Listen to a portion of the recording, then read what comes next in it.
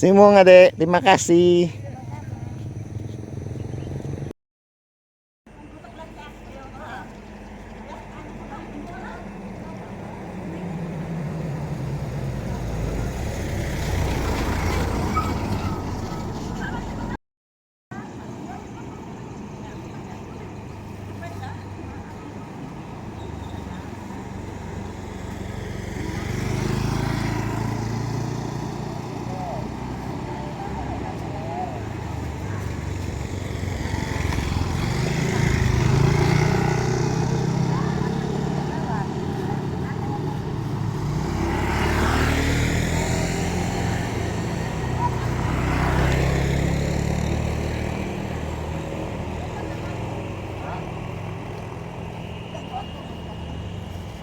Jauh hiung ada tanaman hiung.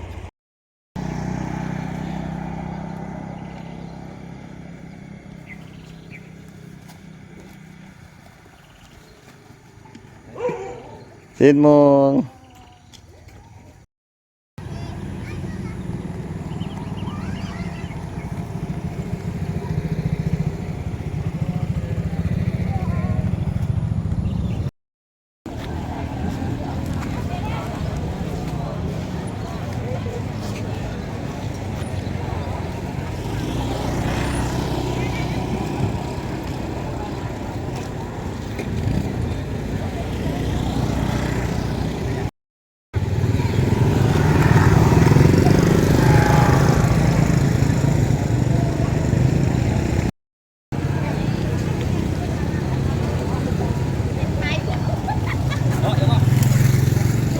Jadilah.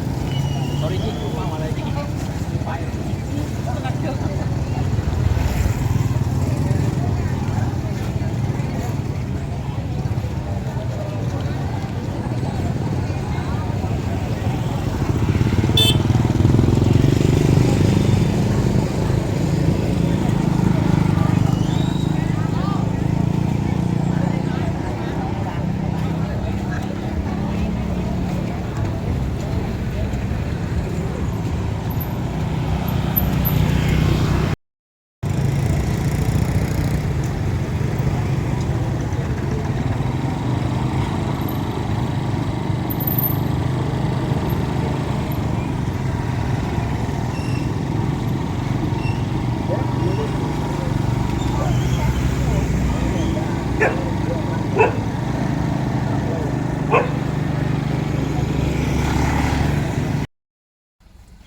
Bidadari sangit oh.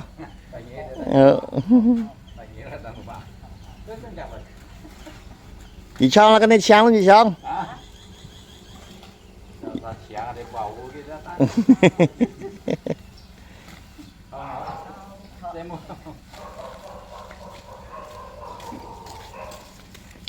Napasaman ka daw ah.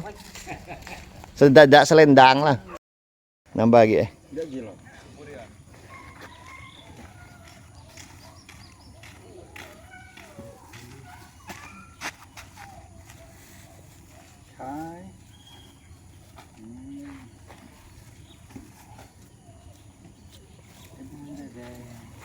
Terima kasih. Nanti.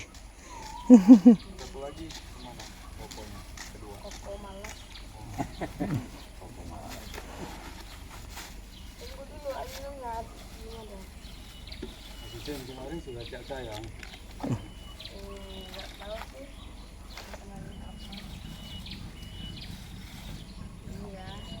Terima kasih.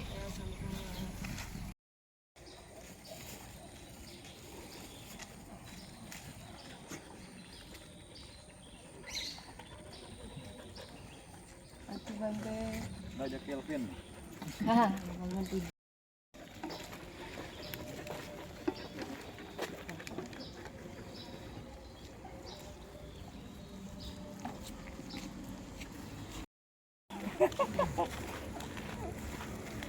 Coba jiat labis.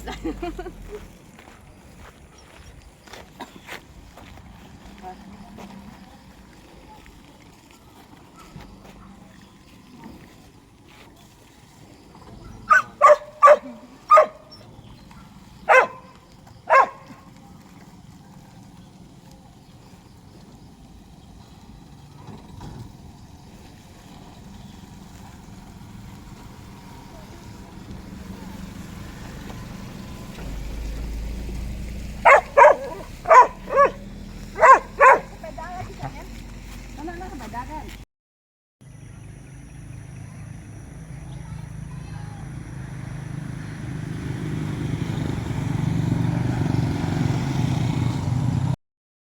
kita tuh lubang kali ini pada pasar ayam gitu.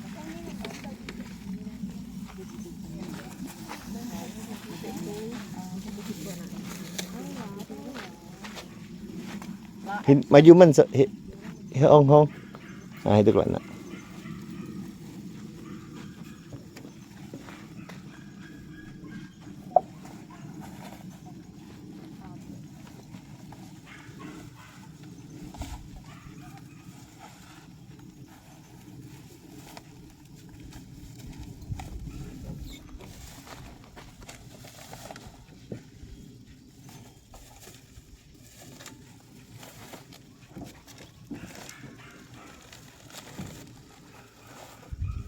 Moran.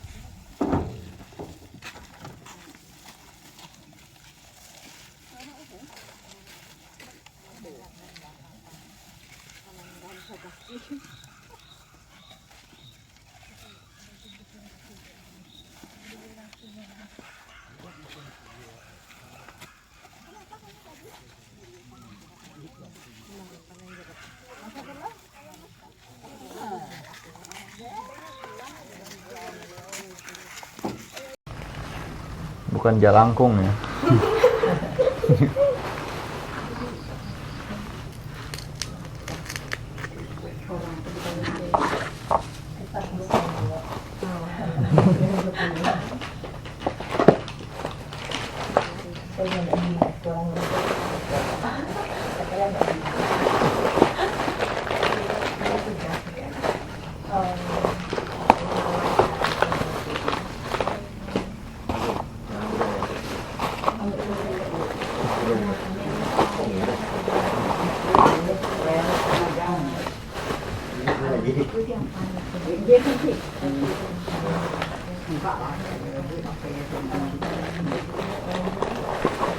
Banyak gitu. Enggak, yang di pulau itu. Belum ada. Jadi pulau itu belum ada. Kampung banyak. Oh. Iya.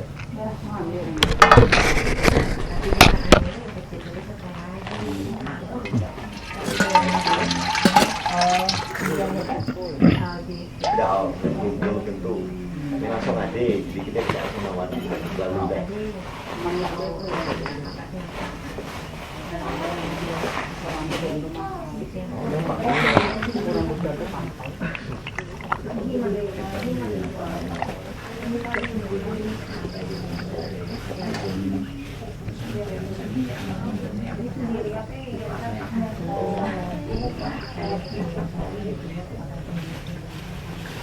Oh, hari ini kasih Bantai Bun dulu lah, biar dia persiapan nanti di sana.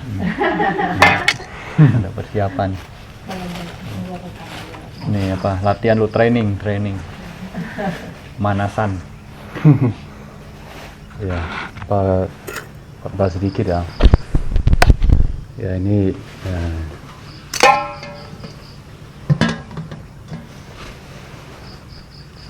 Bante kita matok sedikit mengenai uposata jet ilmunya itu. Memang kemarin uposata sudah berlalu ya. Jadi ini kisah uposata di zaman Buddha, foto kusi, Chen Pai Kun Hai kusi gitu.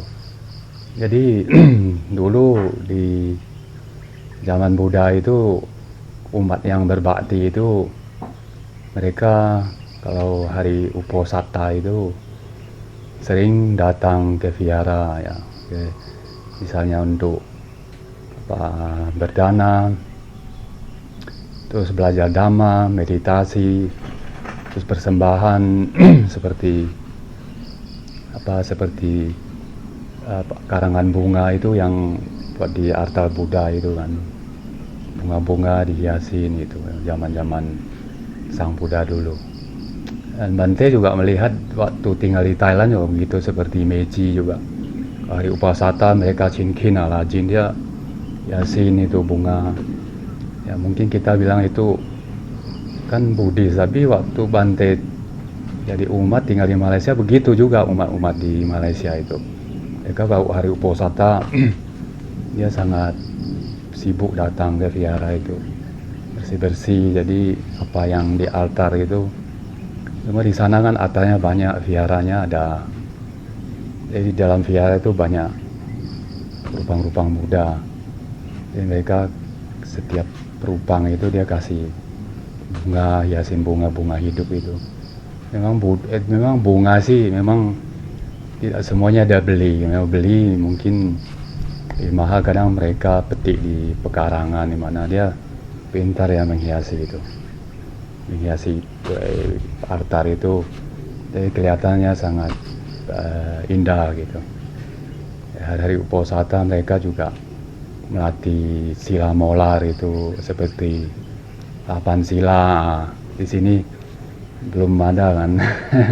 Masih jarang-jarang yang bertekad melatih Uposatha sila itu. Jadi di sini ceritanya itu zaman Buddha itu di Sawati gitu. Jadi ada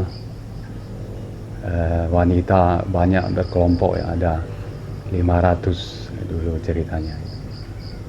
Jadi mereka datang ke vihara itu, namanya Vihara Pubarama itu, yang pendirinya seorang wanita terkenal namanya Visakha.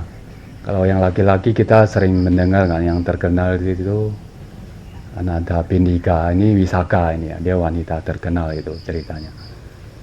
Jadi dia pendiri vihara itu. Jadi ada 500 wanita itu datang ingin bertekad melatih sila molar di situ ke vihara itu. Jadi pada suatu hari gitu.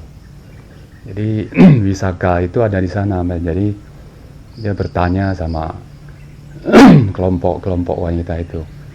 Jadi maksudnya tujuan mereka itu ingin menjalankan Uposatha di situ dengan banyak orang itu. Mengapa kalian datang ke sini untuk melatih Uposatha? Maksudnya apa? Jadi ngiai cuma kai loi cohang li atasila Uposatha. Jadi mereka itu dari tua sampai muda ada banyak ya. Jadi dapat jawaban yang begini dia itu. Yang tua itu katanya dia berharapan nanti kalau jalani Uposatha itu bisa dapat keuntungan, rezeki, terus bisa nanti setelah mati bisa lahir Song Tian Tong itu, alam dewa itu. Jadi yang setengah baya itu kan, jadi berharap itu tidak tinggal serumah dengan istri-istri dari suaminya. Jadi orang dulu tuh banyak istri dari itu zaman Buddha itu. Terus yang kelompok yang ketiga yang jenjangnya lebih muda lagi, yang baru menikah itu, jadi ceritanya lebih harapannya itu supaya mendapat anak laki-laki pertama itu ceritanya mereka itu. Terus ada lagi yang kelompok keempat ya, mereka yang masih muda ini, jadi yang belum menikah, mereka berharap itu mendapat suami yang baik gitu, suami yang paling enggak kalau sekarang yang mapan gitu. Jadi mendapat jawaban begitu, Visakha ini membawa kelompok wanita itu berjumpa Buddha waktu itu kan. Dan Visakha ini menyampaikan hal ini kepada Buddha dari bermacam-macam harapan mereka itu. Jadi begitu Buddha mendengar itu, terus Buddha mengatakan kepada Wisaka gitu, bahwa dia bilang, Wisaka, mereka ini kelompok wanita ini yang belum memiliki keinginan untuk terbebas dari alam samsara gitu. Jadi kok harapannya masih begini, masih terikat dengan duniawi, masih punya keinginan sama duniawi ini katanya. Jadi mereka tidak ada harapan yang lebih unggul gitu, seperti ingin terlepas dari samsara ini. Samsara, siklus kelahiran dan kematian, tumimba lahir ini. Buddha mengatakan begitu. Jadi Buddha bilang bahwa begini ya, dia bilang bahwa ke usia tua sama kematian ini selalu seperti setiap manusia, setiap makhluk hidup itu akan melalui ini. Jadi akan tua, sakit, dan mati. Jadi mereka punya keinginannya masih cita-citanya belum luhur lah, belum yang tertinggi gitu. Jadi Buddha ngomong lagi, mereka masih yang kelompok wanita masih punya banyak keinginan seperti yang duniawi begini, dia bilang. Jadi mereka belum untuk betul-betul ingin punya cita-cita yang luhur, lahir, ketuaan, terus kematian itu. Terus Buddha memberikan satu khotbah yang nama pada itu, dia bilang begini, bagaikan seorang penggembala yang menghalau sapinya dengan tongkat ke padang rumput. Begitu juga dengan usia tua dan kematian juga menghalau setiap kehidupan manusia itu, makhluk hidup itu ke arah sana gitu. Buddha mengatakan begitu. Setelah itu mereka masing-masing menjalankan di sana. Inilah sedikit cerita bahwa kita itu lahir ke dunia ini masih melalui dengan banyak penderitaan, lahir, tua, kemudian sakit, dan akan mati. Ada yang juga tidak melalui sakit gitu ya. Jadi ini kita manusia masih banyak menderita. Jadi harus betul-betul mempraktikkan Buddha ini, ajaran Buddha ini untuk mencapai cita-cita tertinggi, yaitu Nibbana itu yang kita sesuai anjuran Buddha itu. Kalau bahasa Hakkannya bilang Nibbana ya, Nibbana, kita harus Nibbana itu. Ya, lahir, hidup, mati lagi kita. Begitu lahir, terus ya begitu lagi, terus menerus itu, nggak ada hentinya itu. Terus di kehidupan manusianya juga begitu aja itu. Begitu kita lahir, meninggal, meratap jadi yang kita sayangi, begitu aja berulang-ulang. Jadi dia nggak ada keistimewaan yang seperti yang kita harapkan ini, seperti gimana yang istimewa, yang kekal gitu, nggak ada. Jadi itulah kehidupan manusia itu, selalu begitu-begitu aja kalau kita menyadarinya. Dan untung juga kita ada belajar Buddha Dharma, ajaran Sang Buddha itu ya. Jadi itulah yang kita beruntung. Jadi kita bisa belajar dan merenungkan setiap hari, mungkin setiap waktu yang kita ada kesempatan untuk merenung dengan kebijaksanaan batin kita masing-masing itu.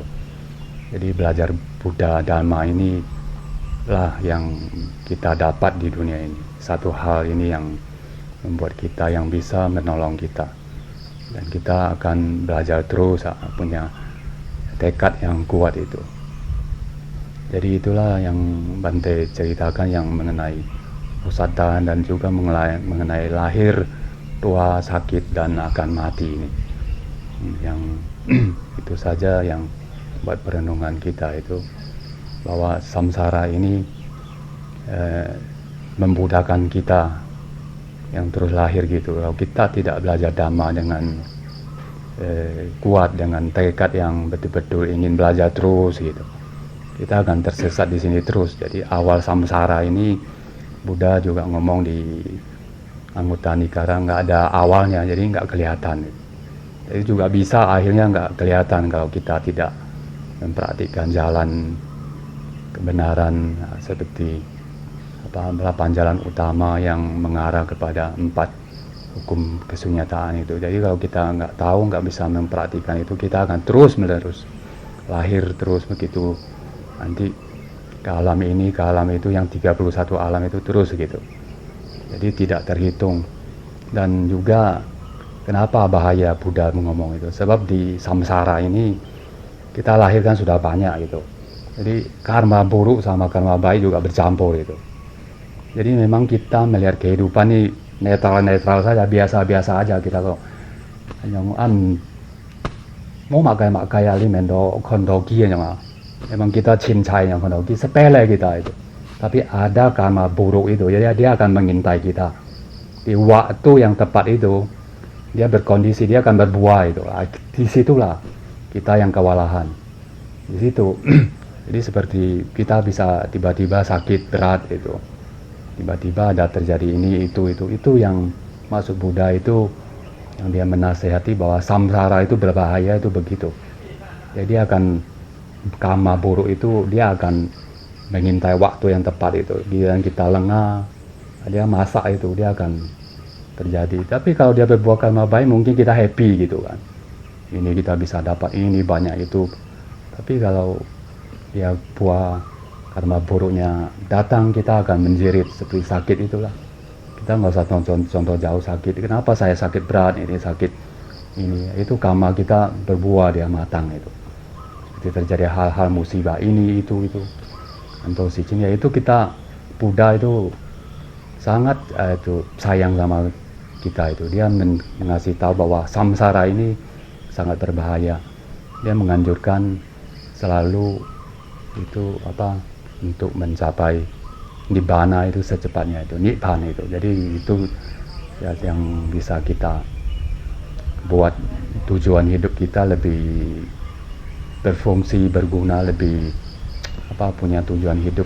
Jadi kita semangat hidup kita lebih bergerola kalau kita punya tujuan, kalau kita tahu itu.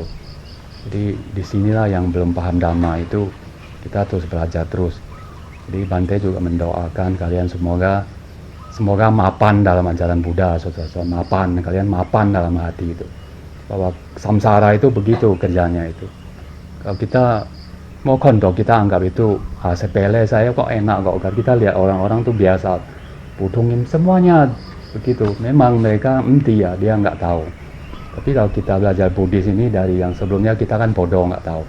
Lu Bante juga nggak tahu, Puji tahu dulu tinggal di Jebus itu. Kalau tidak merantau, tidak belajar Buddhis itu ini manusia bodoh, nggak tahu samsara ini seperti apa. Samsara itu apa, kehidupan ini ya begitu. Orang ya, semuanya pergi makan, kita juga ikut makan. Semuanya pergi joget, kita juga ikut. Begitu aja begitu. Tapi bahaya kita terus nggak tahu ini praktik Dhamma ini, kita terus ikutin aja.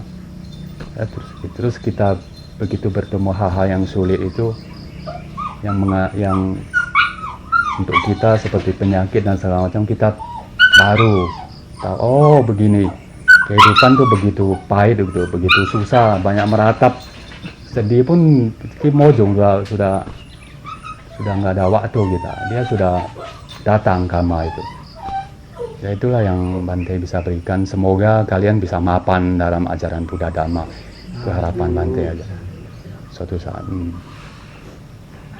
Jadi kita kelimpahan jasa.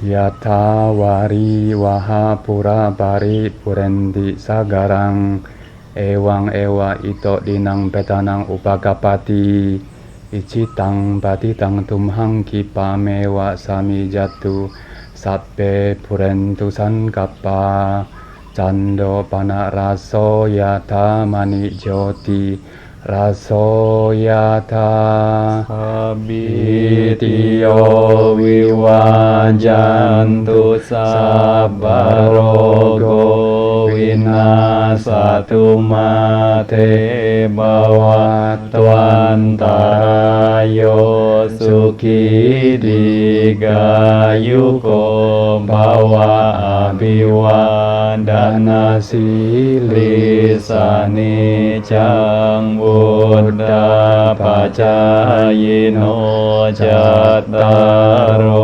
dhamma vaddanti ayuwanno sukhang balang Ratanataya nubhavena Ratanataya tejasa dukkharoga bhayavera soka santu cupadawa aneka antaraya pi winasantu asesato jaya siddhi danang labang soti bagayang sukang balang Siri ayu cawanno ca bogang budi caya sawa satawasa ca ayu ca jiwa siddhi bhavantu te bhavatu sabba manggalang rakantu sabba dewata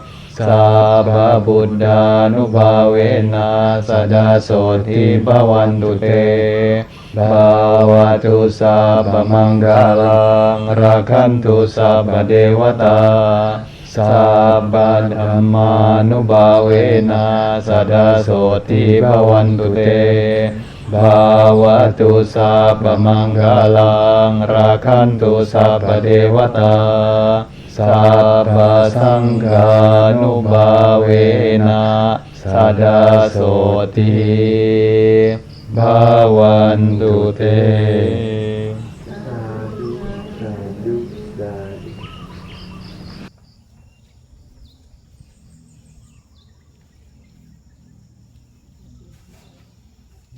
Terima kasih, silakan makan.